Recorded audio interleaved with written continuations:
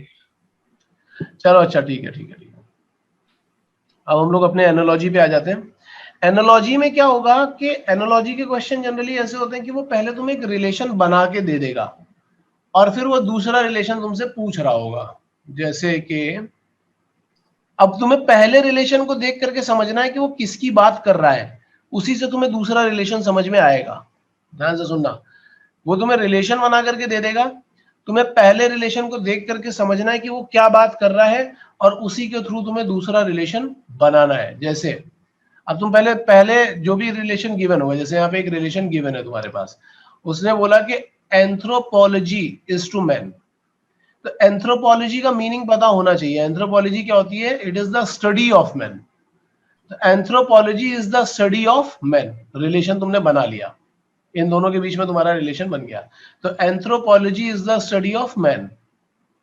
अब वो इन बोल सकता है कि देन, ऐसे करके पूछ सकता है, देन एस्ट्रोलॉजी इज ट्रू। तब एस्ट्रोलॉजी क्या होता है? Astrology is the study of future. या बॉटनी इज ट्रू, तो botany is the study of plant. Zoology is true, तो जूलॉजी क्या हो जाता है? Study of animals. Virology is true, तो virology is the study of viruses. तो इस तरीके से हम ये सारी चीजें आगे बनाते जाते हैं। अब यहाँ पे देखो कितने सारे केसेस लिखे हुए हैं, इनमें से हो सकता है बहुत सारी चीजें तुम्हें ना भी पता हो। तो तुम्हें जो चीजें नहीं पता है, एक बार पहले सारे वर्ड्स गो थ्रू कर लो, सारे के सारे वर्ड्स गो थ्रू कर लो। जो तुम्हें नहीं पता है उनको तुम गूगल से चेक करके फटाफट वहीं पे लिख लो। मतलब ये तुम्हारा अभी के अभी उसी मोमेंट पे वो बन जाएगा, वो कैप का छोटा सा सेक्शन प्रिपेयर हो जाएगा। जो वर्ड तुम्हें नहीं पता है उसका वहीं के वहीं एक वर्ड लिखो और साथ में गूगल से चेक करके उसका एक मीनिंग लिख लो। ठीक है, तो होगा क्या कि भी थोड़ा सा तुम्हें पता चल जाएगा और उसको बार बार रिवाइज करते रहोगे। तो क्योंकि ये पूरा का पूरा देख रहे होगे वो वोकैबुलरी पे ही बेस्ड है, पूरा का पूरा वो कैप पे बेस्ड है। और ये वाले टर्म्स मैंने जो यूट्यूब पे वीडियो डाल रखे हैं उस पे मैंने पढ़ाए थे ये सारे के सारे टर्म्स। और इस बार इससे कुछ क्वेश्चंस आए थे अपने IMUCT में, इसलिए बहुत इंपॉर्टेंट है। तो एक बार सारे के सारे वर्ड्स देख लो, जो वर्ड्स तुम्हें ऐसे लग रहे हो जो तुमने लाइफ में पहले कभी देखे ही नहीं है, उनका फटाफट मीनिंग गूगल से देख करके लिखते जाओ। तो एक वोकैब तुम्हारे पास तुरंत तैयार हो जाएगी। इसके लिए मैं तुम्हें 10 मिनट का टाइम दे रहा हूँ। 10 मिनट में सारे वर्ड्स देखो, जो चीज तुम्हें नहीं समझ में आ रही है उन वर्ड्स को लिखो और साथ में उनका मीनिंग लिखते जाओ।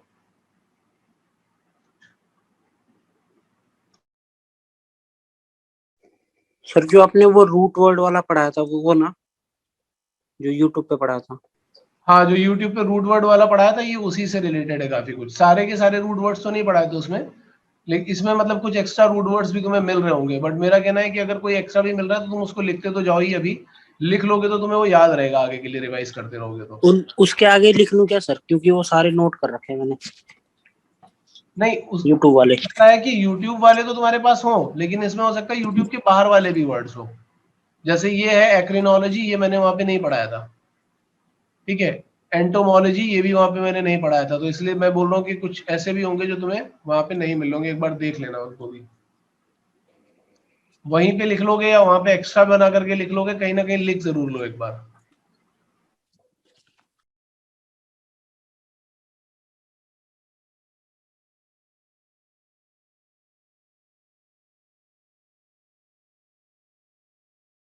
हाँ यार, क्या पूछ रहे थे?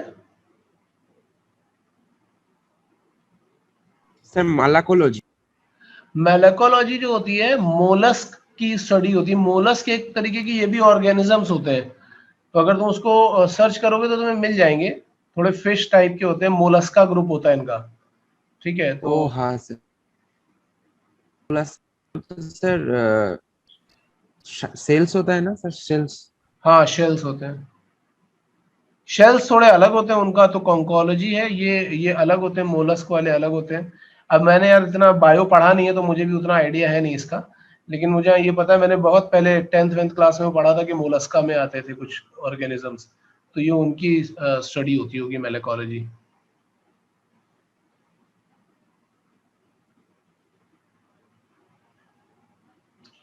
अब देखो इतना डिफिकल्ट वैसे नहीं आएगा, लेकिन फिर भी अपने को पता नहीं कि कितना डिफिकल्ट आएगा कितना नहीं आएगा, तो ये सब अपने को रटने तो पड़ेंगे ही। और एनालॉजी में क्या होता है कि एनालॉजी में हमें हमेशा रिलेशनशिप बनानी होती है। जैसे यहाँ पे जो रिलेशनशिप बन रही है वो किससे बन रही है कि वो स्टडी टाइप की रिलेशनशिप बन रही है, स्टडी एंड टॉपिक। जैसे एंथ्रोपोलॉजी जो है वो एक स्टडी है, वो किसकी स्टडी है? मैन की स्टडी है। तो उसी तरीके के रिलेशनशिप यहाँ पे बन रहे हैं। अमन इज सेइंग ऑक्टोपस होते हैं वो, हाँ ठीक है। हाँ बोलो। सर हाँ सर साइकोलॉजी तो स्टडी ऑफ ब्रेन होता है ना, एलवी आप लिखा है। क्या क्या? साइकोलॉजी स्टडी ऑफ ब्रेन ना। साइकोलॉजी नहीं है यार वो, यहाँ PH लिखा हुआ है, फाइकोलॉजी है वो, साइकोलॉजी नहीं है।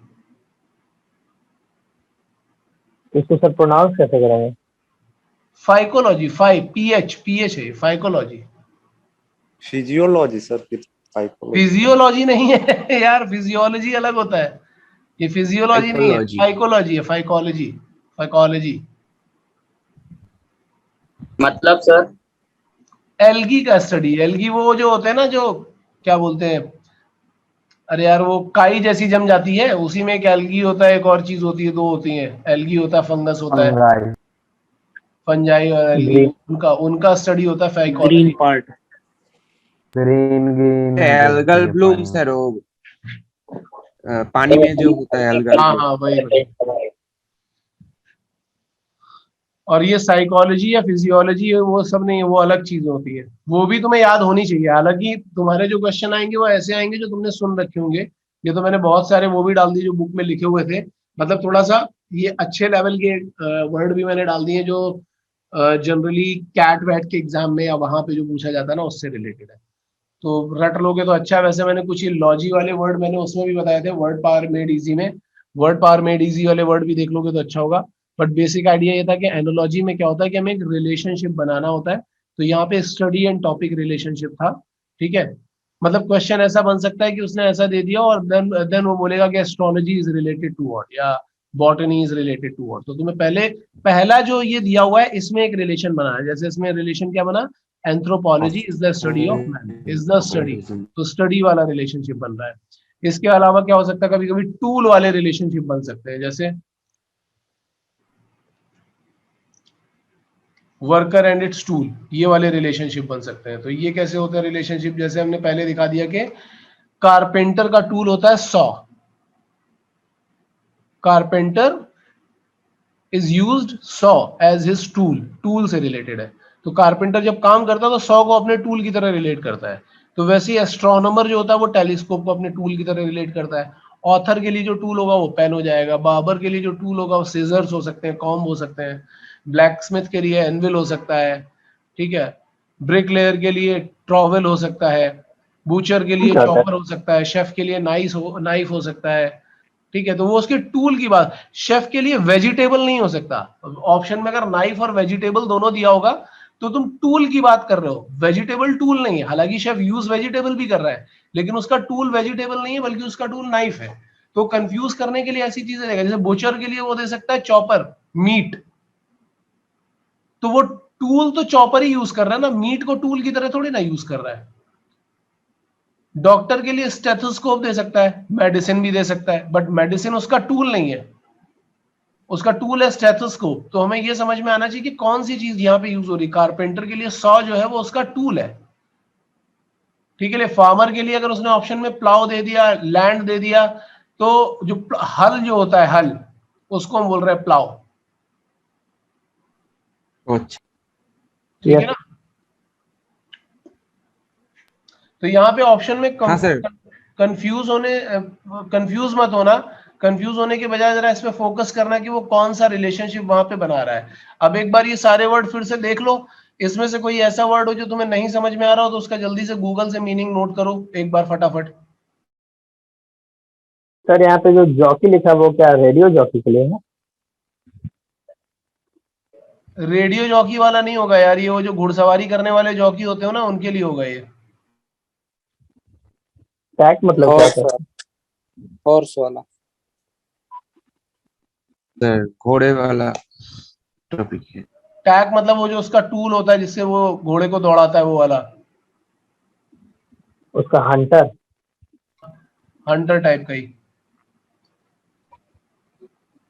तभी मैं बोल रहा हूँ एक बार सारे के सारे देख लो और देखने के बाद जो भी चीज नहीं आ रही हो उसका मीनिंग हिंदी इंग्लिश में जैसे भी बल्कि इंग्लिश में लिखो सिनोनिम्स के फॉर्म में, ऐसा सिनोनिम जो तुम्हें आता हो, क्योंकि सिनोनिम भी कभी कभी यूज होते हैं इसमें।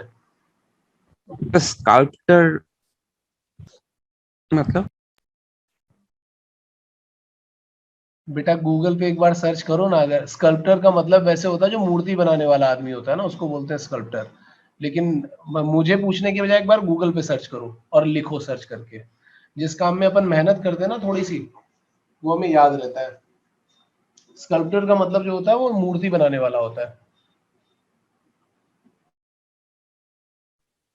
सर ये जो 20 नंबर है टेलर, उसका निडल दे रखा है, उसके लिए अगर ऑप्शन में स्विंग मशीन हो तो फिर निडल चूज करेंगे। स्विमिंग मशीन डाल सकते हैं फिर, क्योंकि वो ज्यादा सूटेबल होगा उसका। Okay sir. कभी कभी ये भी होता है, जैसे अगर हम लोग कैट वैट का एग्जाम दे रहे हो ना, तो उसमें फिर इन सब चीजों में भी कंपैरिजन करना पड़ता है कि कौन सा टूल वो ज्यादा यूज कर रहा है या कैसा रिलेशन है उसका टूल के साथ में। जैसे कारपेंटर के लिए सॉ जो है वो लकड़ी को काटने के लिए यूज करता है, तो वो ज्यादातर काम अगर उसका लकड़ी को काटने का है या ज्यादातर काम उसका लकड़ी को जोड़ने का है, किस तरीके काम में और किस तरीके के काम में वो क्या यूज कर रहा है, उस पर डिपेंड करता है फिर। क्योंकि तो वैसे तो टेलर के केस में तो सीजर भी काम कर सकती है ना, जैसे यहाँ पे वो लकड़ी को काट रहा है, वो यहाँ पे कपड़े को काट रहा है। वैसे तो सर फार्मा के केस में ट्रैक्टर भी दे सकता है। हाँ बिल्कुल ले सकते हैं। तो वही मैं बोल रहा हूँ ना, वो डिपेंड करेगा कि उसने क्या क्या ऑप्शन दे रखे हैं और कौन सा वाला ऑप्शन सबसे ज्यादा सूटेबल है, वो हमें लेना होता है वहां पे।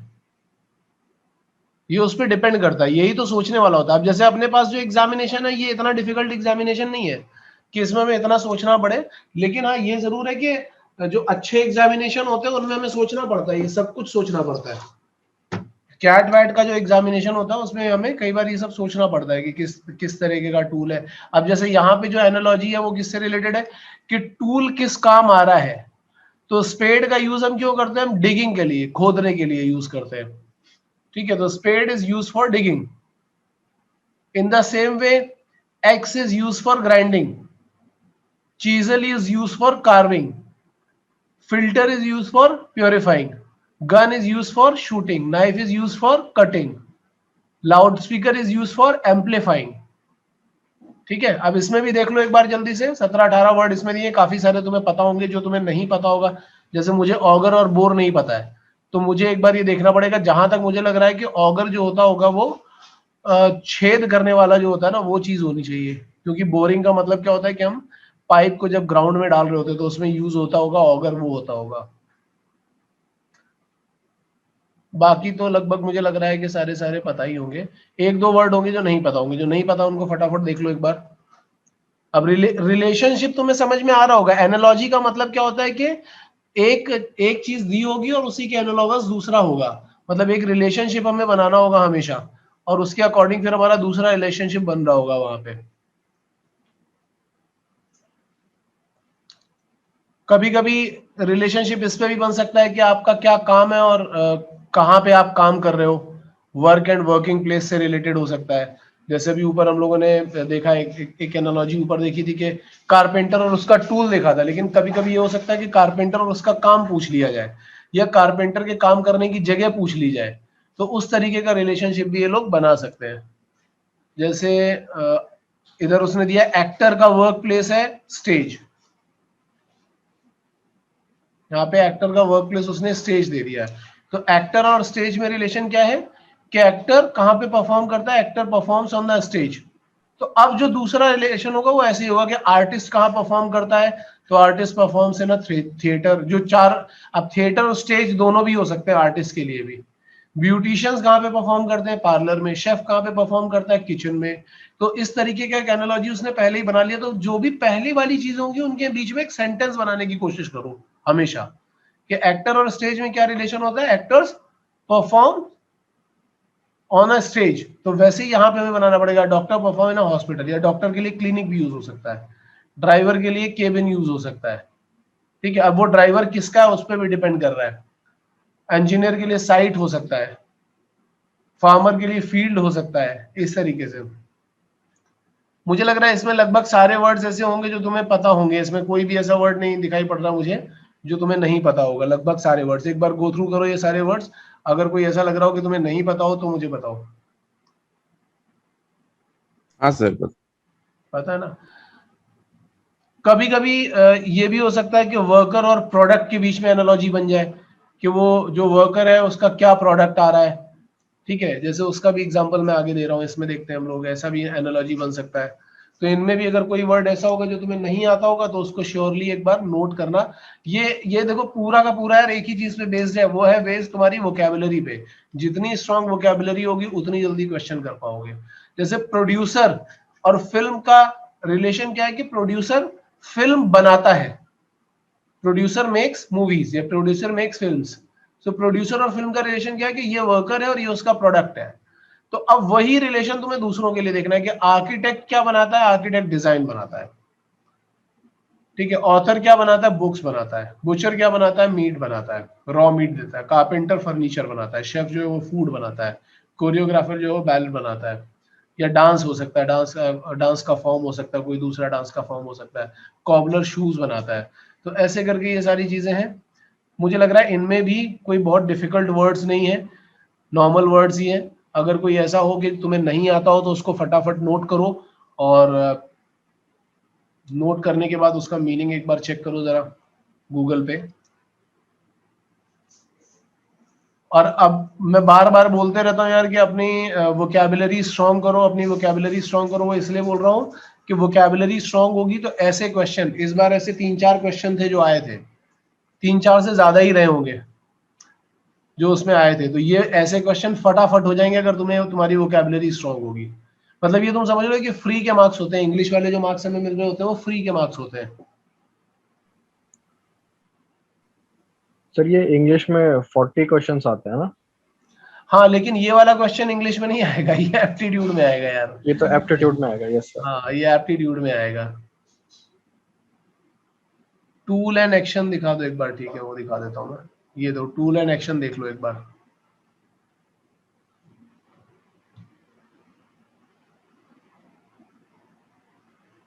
सारे ही देख लो, कोई देखने में कोई दिक्कत हो रही हो तो बताना। 5 मिनट का टाइम दे रहा हूँ, जितने भी लिखे हैं ये सब के सब एक बार देख लो, पूरी एनालॉजी समझ लो।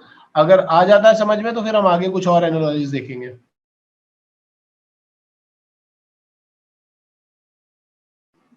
देख लिया यार ये? Yes sir. ठीक है,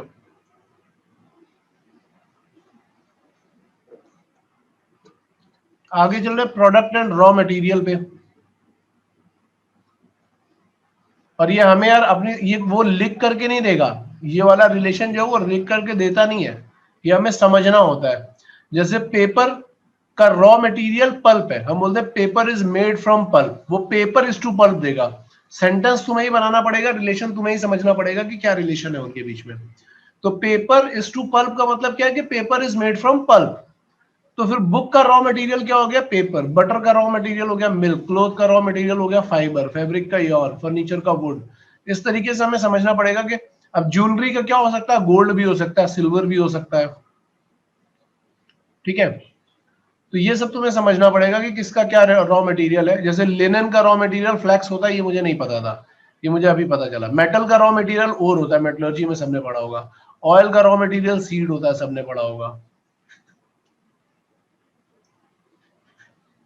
तो एक बार ये भी देख लो, ठीक है, ये देख लोगे तो फिर इसके बाद आगे चलेंगे।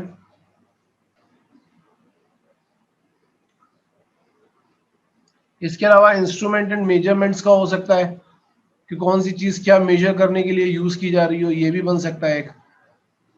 जैसे स्केल, लेंथ। तो स्केल किसके लिए यूज हो रहा है, लेंथ को मेजर करने के लिए। Scale is use to measure the length. Similarly ammeter हो जाएगा तो करंट। एनेमोमीटर होगा तो विंड वेन। अब ये जैसे ये एनेमोमीटर है, विंड वेन, तो ये नहीं पता होता, ये याद रखना चाहिए हमें। बैलेंस के लिए क्या होता है, मास।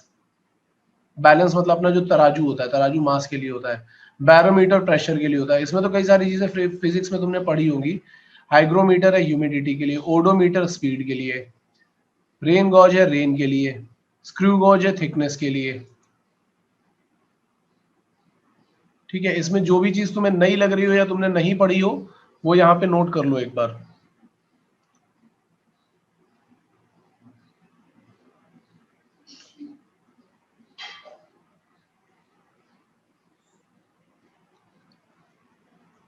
और हो सकता है इसी पे डायरेक्टली बेस कोई क्वेश्चन तुम्हें मिल जाए तो तुम्हारी किस्मत ही अच्छी होगी, फिर तो मजा ही आ जाएगा अगर डायरेक्टली कोई क्वेश्चन मिल गया तो।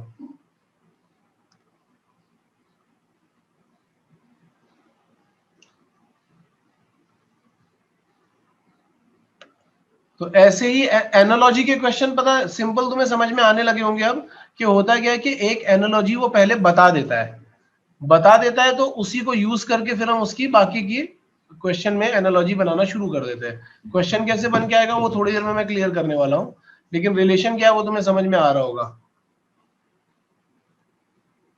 हाँ जैसे सर। एक एनालॉजी ये है क्वांटिटी एंड यूनिट वाली, ये वाली है कि टाइम एक क्वांटिटी है और सेकंड उसकी यूनिट है, तो second is the unit of time. तो एंगल की यूनिट क्या होगी? रेडियंस। एरिया की यूनिट क्या होगी? कंडक्टिविटी की यूनिट क्या होगी? ये सब तुमने फिजिक्स में पढ़ा होगा। तो ये वाले क्वेश्चन भी तुमसे पूछे जा सकते हैं।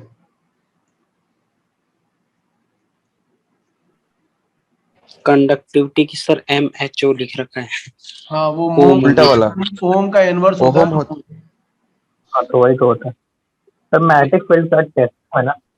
क्या मैग्नेटिक फील्ड का तो टेस्ला ना? यहाँ पे क्या दिया हुआ है? वेबर। और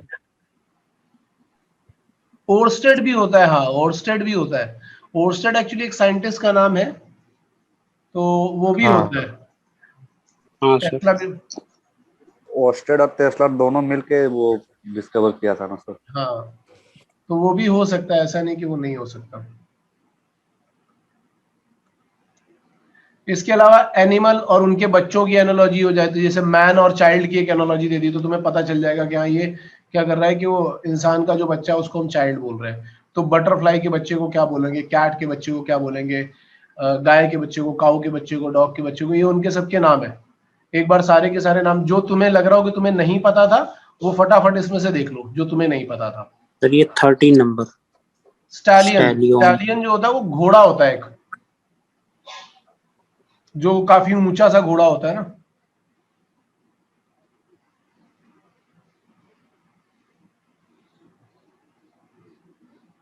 रॉकी बैल्बोआ मूवी देखी होगी तो उसमें रॉकी को बोलते थे इटालियन स्टैलियन।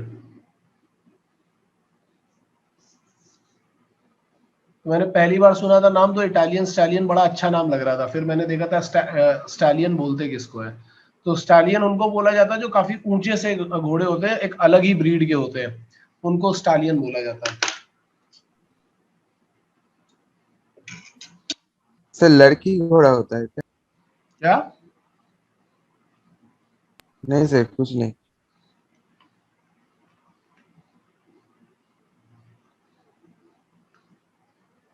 एक 5 मिनट का टाइम मैं फिर से दे रहा हूं इसमें, एक बार देख लो पूरा ये। और कोई भी वर्ड ऐसा लग रहा हो जो तुम्हें नहीं आता तो उसको नोट करो फटाफट, और उसका मीनिंग भी नोट कर लो, मतलब मीनिंग अपना गूगल करो, और यहां से अपनी वोकैब प्रिपेयर करते जाओ जो तुम्हें डेली रिवाइज करनी है। देख लिए यार सारे words? Yes sir. Yes sir. हाँ सर। ठीक है।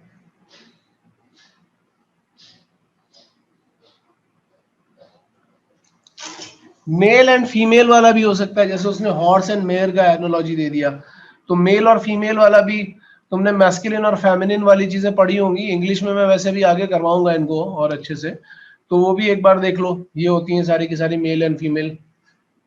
इसमें भी कभी कभी क्वेश्चन पूछे जा सकते हैं। 7 नंबर क्या है? 7 नंबर क्या है? एक सेकंड रुकना, बताता हूँ क्या है। देखिए जरा क्या है 7 नंबर। सोर्सरर। सोर्सरर वो होते हैं जो मतलब थोड़ा ये जो जादू वादू करते रहते हैं ना, जैसे अपना डॉक्टर स्ट्रेंज है ना, उसको हम सोर्सरर बोलते हैं। Harry Potter sir. हाँ वही हैरी पॉटर में जो लोग होते हैं जो जादू वादू करते रहते हैं उनको सोर्सरर बोला जाता है। तो सोर्सरर का मतलब तुम समझ सकते हो डॉक्टर स्ट्रेंज, क्योंकि आजकल डॉक्टर स्ट्रेंज को तो सब लोग ही जानते होंगे, मार्वल जो देख रहा होगा। सो सोर्सरर, सोर्सरेस उसका फीमेल वर्जन। तो स्टैग क्या है? दो क्या क्या? दो 8 नंबर पर स्टैग। स्टैग जो होता है, रॉयल स्टैग का अगर एग्जांपल तुमने देखा होगा, स्टैग एक तरीके का हिरन होता है, 12 सिंगा टाइप का। रॉयल स्टैग तो देखा ही होगा, उस पे एक हिरन जैसा बना रहता है, हाँ वही होता हाँ है। सर हाँ। इसके अलावा कभी कभी एनालॉजी हो जाती है, सिनोनिम्स में भी आ जाती है, ठीक है। तो वो सिनोनिम्स किसके किसके क्या क्या सिनोनिम्स होते हैं ये तो तुम्हें पता ही होने चाहिए वोकैबुलरी में, इसीलिए मैं सिनोनिम्स और एंटोनिम्स से बहुत ज्यादा फोकस करता हूँ, क्योंकि एनालॉजी में कई बार सिनोनिम्स और एंटोनिम्स भी पूछे जाते हैं। तो एक बार इनको भी देख लो, सारे ये सब सिनोनिम्स ही हैं। इनमें जो सर ये सिनोनिम्स, सारे नोट करने पड़ेंगे, क्या, ये तो सारे नहीं, ये सारे नोट करने पड़ेंगे। हाँ ये अगर सारे नोट करने पड़ेंगे तो सारे ही नोट कर लो, जो भी जितना भी नोट करना पड़े नोट कर लो, और इनको डेली एक बार रिवाइज करते रहो। मैंने वैसे कल रात में वोकैबुलरी अपलोड कर दी थी, तुम लोगों का जो कोर्स वाला एक सेक्शन है उसमें मैंने एक नया फोल्डर डाला है जिसमें मैंने ये वाले वीडियोस डाल दिए, स्पॉन्सरशिप वाले वीडियोस। तो अभी पिछले 1-2 हफ्ते में मैंने जितने भी लेक्चर्स पढ़ाए थे वो सारे वीडियोस उसमें डाल दिए हैं। और इंग्लिश वाले सेक्शन में तुम जाकर के देखोगे तो 1000 वर्ड्स का वोकैबुलरी मैंने डाल दिया है। तो उस वोकैबुलरी में क्या है कि एंटोनिम्स भी तुम्हें मिल रहे हैं। तो बेसिकली वो 1000 वर्ड्स तुम लर्न कर रहे हो, उसका मतलब क्या होगा कि तुम 2000 वर्ड्स लर्न कर रहे हो, क्योंकि उसमें तुम्हें कम से कम एक एक सिनोनिम तो मिल ही रहा होगा, ठीक है ना। तो उससे बहुत कुछ कवर अप हो जाएगा। वैसे इसमें कई सारी चीजें तो तुम्हें पता होंगी, किडनैपिंग, एब्डक्शन, ये इंग्लिश अगर न्यूज़पेपर कोई भी देखता होगा तो उसको पता होगा। कुछ कुछ हो सकता है, जैसे अलाइड क्या है, कुछ कुछ नहीं अलाइड पता है। ये नहीं पता है, लेकिन बैन और प्रोहिबिशन पता होगा, असाइन एंड अलॉट पता होगा, blend and mixer, blender mixer, mixer जो आता है वो सबको पता होगा, स्कार्सिटी, ठीक है। स्कार्सिटी। डर्थ, स्कैरसिटी, अब डर्थ एंड स्कैरसिटी का मतलब क्या है कि जहाँ कमी हो जाती है उसको बोलते हैं स्कैरसिटी। तो अब उसका सिनोनिम क्या है, डर्थ है। डिसिपेट, स्क्वांडर, अब ये हो सकता है तुम्हें ना पता हो कि डिसिपेट क्या होता है, तो इसको तुम एक बार नोट कर लो। फैलेसी, इल्यूजन, तो इल्यूजन क्या होता है कि जो हम ऐसा सपना जैसा देख रहे होते हैं ना, वो रियल नहीं होता है, उसको हम फैलेसी की कैटेगरी में डाल देते हैं। मृग तृष्णा। हाँ इसका पीडीएफ आप सेंड कर देना ग्रुप में। हाँ, वो मैं शेयर कर दूंगा, लेकिन जो भी नहीं आता उसको नोट फिर भी तुम करते जाओ, वो तो मैं शेयर करूंगा ही करूंगा, वो तो श्योर सी बात है। चेक कर रहा हूँ सर।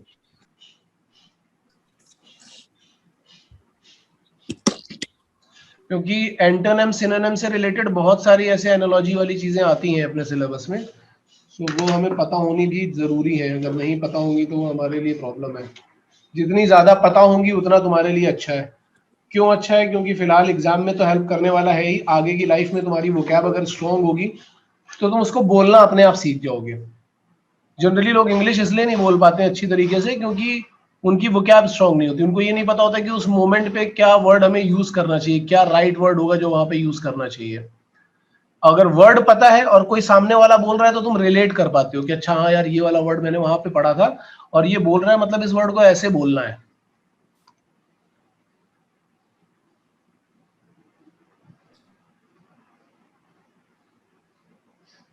ये एंटोनिम सिनोनिम वाले भी कुछ एग्जांपल्स हैं, एक बार फटाफट नोट कर लो और वोकैब में भी ऐड कर लेना। अगर नहीं भी समझ में आ रहे होंगे तो इनका वर्ड मीनिंग तो तुम देख ही सकते हो।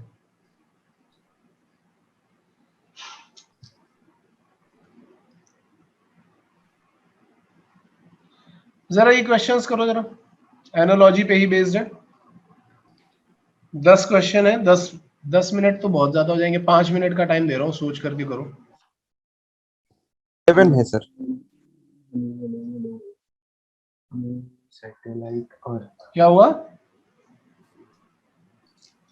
हाँ 11 है, सॉरी। सर एनालॉजी में अल्फाबेट्स वाले भी तो आते हैं ना? हाँ आते हैं, अल्फाबेट्स वाले भी आते हैं। यस सर, वो भी करा देना। इस बार आईएमयू में थे हाँ उसके 3-4 क्वेश्चन। कराऊंगा कराऊंगा, वो भी कराऊंगा, डोंट वरी।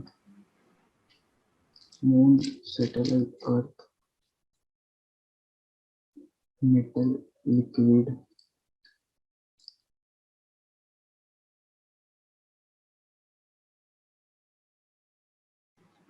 हाँ यार, हो गया। यस सर, हो गया। फर्स्ट वाले हाँ का सर क्या हो होगा? फर्स्ट वाले का क्या होगा? गया। B, planet. B. Planet. Second वाले का ए ए आइस सॉलिड होगा, सॉलिड सर, सॉलिड। सॉलिड होना चाहिए। आइस तो क्योंकि एक फॉर्म हो गया ना वाटर वाला, यहाँ ऊपर कहीं वाटर तो दिया नहीं है। कोई भी चीज होगी, जैसे आयरन भी मेल्ट होगा तो मेल्ट होकर के लिक्विड होगा ना, फ्रीज होकर के सॉलिड बन जाएगा। ठीक है सर। इन्फ्लुएंजा का वायरस है, टाइफाइड का बैक्टीरिया होगा। पैरासाइट या प्रोटोजोआ। पैरासाइट या प्रोटोजोआ। यार ये बायोलॉजी वाला टर्म है तो मुझे भी नहीं पता कि क्या होना चाहिए, मैं बता दूंगा अभी देख करके क्या होगा यार ये। टाइफाइड किससे फैलता है मुझे पता है, मेरे ख्याल से बैक्टीरिया होना चाहिए टाइफाइड का, जहां तक मेरा आइडिया है, लेकिन चलो देख लेते हैं एक बार। अभी मैं थर्ड वाला देख के बता दूंगा। फोर्थ वाले का आई मायोपिया तो ए होगा। Sir pyorrhoea, pyorrhoea. Pyorrhoea. Sir हाँ। पायरिया। स्क्रिबल का राइट है तो स्टैमर का तो एक ही चीज दिख रहा है, स्पीक से रिलेटेड स्टैमर होता है, राइटिंग से रिलेटेड स्क्रिबल होता है। सर स्कैमर क्या होता? हकलाना। हकलाना, ओके सर। मुस्लिम्स का मॉस्क है तो सिख का गुरुद्वारा हो जाएगा। गुरुद्वारा। एक्टिंग का थिएटर है, गैम्बलिंग का कैसीनो सर, कैसीनो। कैसीनो। तो जो आपने बताया था उसमें भी था। मैंने जो बताया था वो अभी क्या था? गैम्बलर कैसीनो उसमें लिखा था है। जो आपने नोट अभी दिखाया ना उसमें था सर। अच्छा अच्छा। ब्रीज का है साइक्लोन। ब्रीज मतलब जो होती सर है डाउनपोर। डाउनपोर होगा। सर डाउनपोर होगा या फ्लड होगा? Sir downpour. बारिश होगा सर, धीमे धीमे से बारिश होगा सर, ड्रिजल का मतलब। ड्रिजल का मतलब धीमे धीमे बारिश होने वाला है, ठीक है। तो डाउनपोर का मतलब जो बहुत ज्यादा हैवी बारिश। बूंदाबांदी। ड्रिजल। हाँ, ड्रिजल बूंदाबांदी कोई बोलते हैं, जो हल्की हल्की बारिश होती है। जी सर। सर ब्रीज क्या होता? ब्रीज जो समुद्र के किनारे हल्की हल्की हवा नहीं चल रही होती, हल्की सी ठंडी सी हवा, उसको ब्रीज बोलते हैं। सर तो हल्की ठंडा से साइक्लोन आता है तो फिर ड्रिजल से फ्लड आएगा ना? फ्लड और डाउनपोर में देखना पड़ेगा मुझे, इन दोनों में से डाउट है। डाउनपोर फ्लड लग रहा है मेरे को तो। डाउनपोर ही होगा सर। रुको अच्छा एक बार चेक ही कर लेता हूँ। कौन सा नंबर है? 8 नंबर है ना? 8 नंबर। 8 नंबर का है हमारे पास D, downpour. D. Sir third का भी बता दो। थर्ड का हमारे पास है डी, बैक्टीरिया। बैक्टीरिया। ठीक है, इसके बाद कौन सा था? वाटर का है कन्वेक्शन, तो स्पेस का क्या होगा? इसका वैक्यूम। वैक्यूम होगा। वैक्यूम। हाँ सर, वैक्यूम होगा। मेरे ख्याल से स्पेस का रेडिएशन होना चाहिए, क्योंकि वाटर और कन्वेक्शन कैसे रिलेटेड है कि वाटर में जो हीट है वो कन्वेक्शन के थ्रू जाती है ना, तो स्पेस में जो हीट है वो रेडिएशन के थ्रू जाती है। वाटर और कन्वेक्शन का रिलेशन वही है जो स्पेस और वैक्यूम का रिलेशन नहीं, स्पेस और रेडिएशन का रिलेशन है यहाँ पे। क्योंकि कन्वेक्शन एक प्रोसेस है जिसमें हीट कैसे ट्रांसफर हो रही है, हीट ट्रांसफर का प्रोसेस है। तो वाटर में वो कन्वेक्शन के थ्रू आगे ट्रांसफर होती है, तो स्पेस में वो रेडिएशन के थ्रू ट्रांसफर होती है। Okay sir. ग्रेन का स्टॉक है, स्टिक का बंडल हो जाना चाहिए। बंडल। बंडल। ऑक्सीजन का बर्न है तो कार्बन डाइऑक्साइड का एक्सटिंग्विशर। ठीक है। तो समझ में आ रहा होगा यार ये कि ये इस तरीके के क्वेश्चन कैसे अटेम्प्ट करने होते हैं। Yes sir. ठीक है।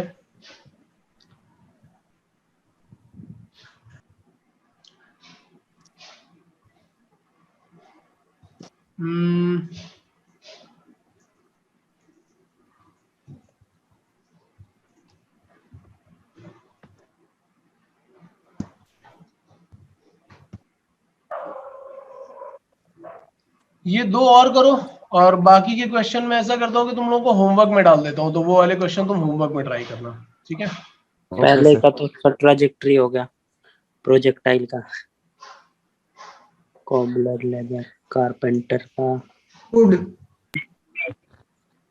वुड, फर्नीचर होगा, फर्नीचर, कारपेंटर फर्नीचर होगा। देख लो आराम से, देख करके फिर बताओ, ऐसा जल्दबाजी वाली कोई बात नहीं है उसमें कि तुरंत ही ट्रैजेक्टरी और वुड। कॉबलर पहला ट्रैजेक्टरी, फर्नीचर और वुड। ये कुछ और क्वेश्चंस हैं, इनको मैं काम कर रहा हूँ अभी ग्रुप पे भी डाल दे रहा हूँ। होमवर्क के लिए ये है क्या 14 से 24 तक?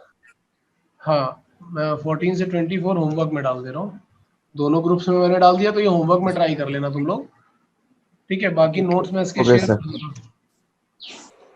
Okay sir sir. 13 का रिलेशन ऐसे होगा ना क्या बेटा? सर, कॉबलर जो है वो लेदर से शूज बनाता है, तो कारपेंटर लकड़ी से ही ना फर्नीचर बनाएगा। हाँ बिल्कुल, कारपेंटर लकड़ी से ही फर्नीचर बनाएगा, वुड होगा इसका। 14th का मेरा इल्यूजन।